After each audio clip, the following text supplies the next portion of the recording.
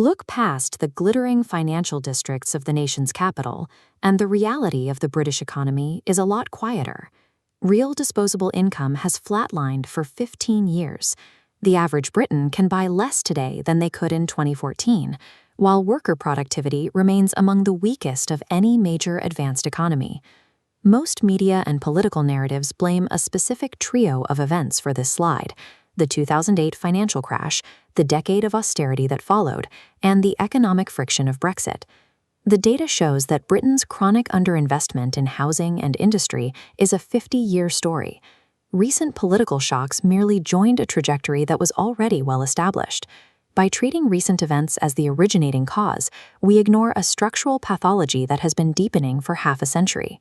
Britain's decline does not stem from ignorance. The country possesses a free press, world-class universities, and no shortage of competent economists.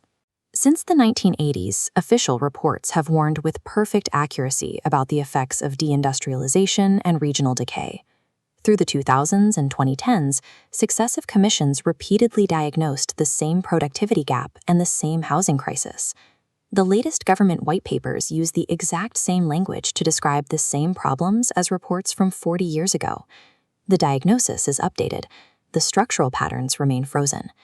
The British state has spent half a century trapped in a loop, writing increasingly accurate reports about its own decline instead of correcting it. Interrogating the system's past mistakes is no longer enough.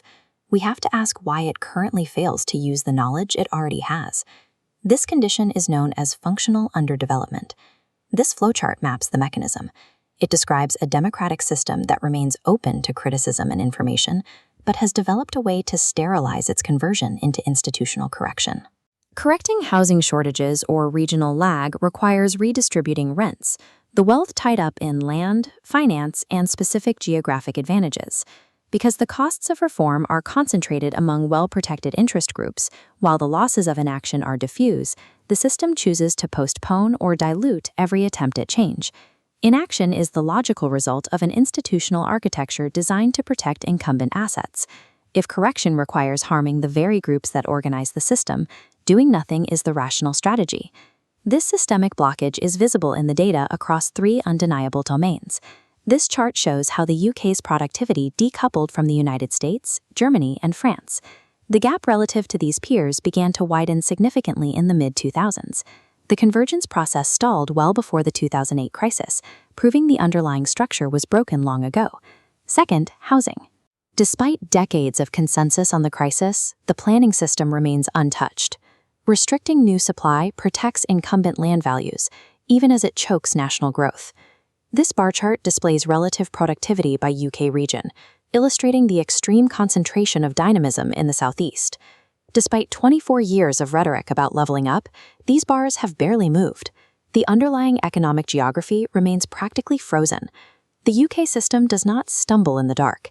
It knows precisely what is breaking it, and it chooses to keep walking. Party alternation alone cannot reverse this trajectory, unless the next government confronts the architecture of rent capture in land and finance head-on. This is the visual reality of that paradox, a world-class financial center sustained by a periphery in decay. Until the political will to harm entrenched interests matches the intellectual capacity to diagnose them, the cycle of reports and decline will continue. The full argument is in the essay.